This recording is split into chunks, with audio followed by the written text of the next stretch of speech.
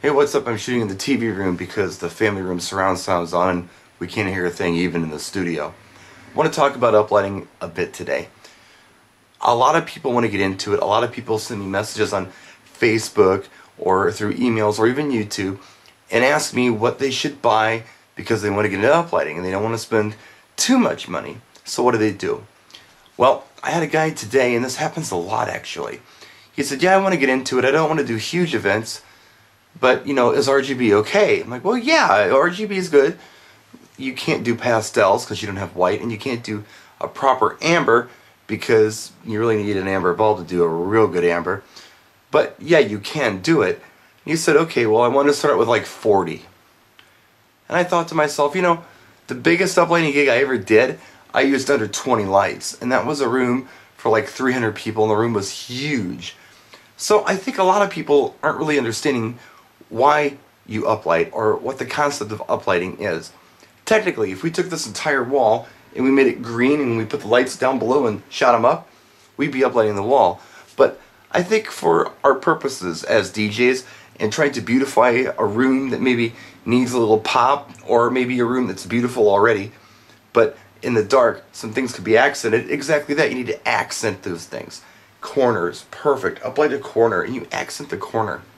So really, you could do 4 corners in a room and it looks really cool. Alternately, you look for things like pillars or architectural detail that you can highlight to look really cool, or create architectural detail. If you have a big flat wall, which I did in this big party I'm talking about, I created like 2 columns on a wall where there was nothing. And it gave the room some texture. So, again, when we're talking about uplighting, I think personally, my opinion only, please, this is just my opinion, I feel like we need to be worrying about accenting things in a room and not making the whole room a color. That's not really the vibe I think that most of us are going for, or what most clients want. They want accent. And the other thing, some people have said, well, yeah, I want to buy a multiple, so I want to go with the off-brand light. A couple things I want to warn you about on the off-brand light.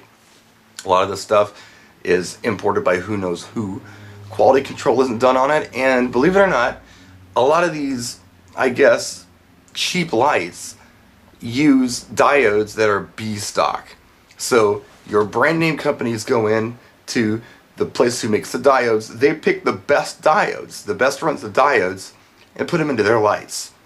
Everything else gets sold at a discount. The less than perfect diodes go into these cheaper lights. A bit like diamonds, actually. There's select diamonds, and there's diamonds that are like yellow or whatever, and they're not nearly as valuable, and the cheaper jewelry gets the ugly diamonds. Kind of the same thing with these lights. So if you don't have the quality control, especially if you're buying multiples of these things, you can have lights go on you. If you don't have a warranty, there's nothing you can do about it. Another thought, if you're thinking about getting into uplighting and you're thinking about buying cheap lights, consider this. Maybe instead of buying 20 lights, you should buy maybe 15. If money's the object, what you want to save yourself the frustration of are things breaking down, no parts, no warranty, no service available to you. You're better off buying fewer lights of better quality than you are more lights of lesser quality. So buyer beware on that. That's my video for today. Tomorrow I'm heading up to Minneapolis to do the Disc Jockey News Conclave 3.0, doing my seminar on lighting there. So we'll get some video and we'll do some pictures and turn you on to what that's all about. We'll see you there. Practice and enjoy.